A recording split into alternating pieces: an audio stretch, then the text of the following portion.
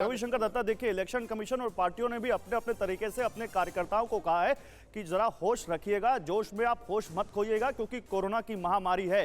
लेकिन हम लगातार बात करते रहे इलेक्शन के दौरान, जब मतदान हो रहा था, कोशिश तो की गई लेकिन हो नहीं पाया, ना सोशल डिस्टेंसिंग ना कोरोना प्रोटोकॉल की दूसरी चीजें। क्या लगता है आज नतीजे आने के बाद, जो कि इतनी नाक की लड़ाई है बीजेपी वर्सेस टीएमसी में, कार्यकर्ता अपना जोश संभाल पाएंगे?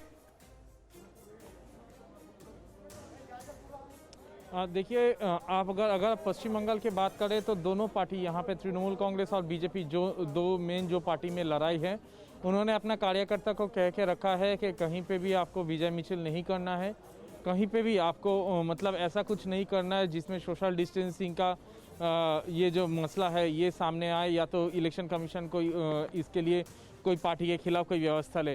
तो अभी के लिए बीजेपी के तरफ से कहा गया है, जितने भी सारे बीजेपी के लीडर्स रहेंगे, अगर उनको मीडिया से बात करना है तो वहाँ पे स्काइप से बात कर सकते हैं, वो सामने अभी तक नहीं आएंगे। दिलीप घोष, कैलाश विजयवर्गीय, ये जो जिनके साथ मैंने बात किया वो सब स्काइप में रहेंगे, वो सामने आके कुछ नहीं करेंगे। तृणमूल कांग्रेस से भी कहा गया है सिर्फ डेरेक ओब्रायन रहेंगे तृणमूल कांग्रेस के भवन में, वहाँ पे अगर उनको कुछ करना है तो।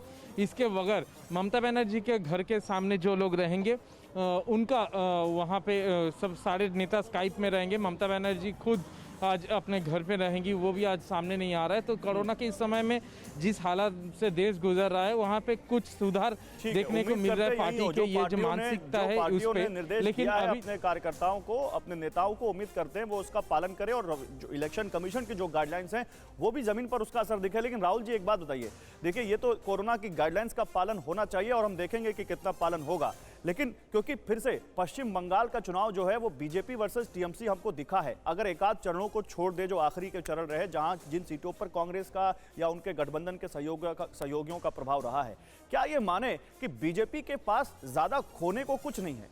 वो पार्टी जो पहले से सिंगल डिजिट में है, वो कितना भी पीछे रहेगी वो गेन ही करेगी, वो हारेगी नहीं। दांव पर तो ममता बनर्जी की साख लगी हुई है। देखिए, इसमें निश्चित तौर पर अगर सीधे सीधे देखेंगे तो सत्ता के तौर पर अगर कुछ नुकसान होता है तो वो निश्चित तौर पर ममता बनर्जी को होगा, अगर कुछ मिलेगा तो बीजेपी को मिलेगा। लेकिन ऐसा नहीं है कि बीजेपी के पास खोने के लिए कुछ नहीं है, क्योंकि राजनीतिक तौर पर, भविष्य की राजनीति के तौर पर पश्चिम बंगाल एक बहुत बड़ी पॉलिटिकल लेबोरेटरी तैयार की गई है बीजेपी की तरफ से, और उस राजनीतिक प्रयोगशाला में उसको उम्मीद है कि 2022 और 2024 ये दोनों के राजनीतिक समीकरण भी यहाँ से अच्छी तरीके से तय किए जा सकते हैं।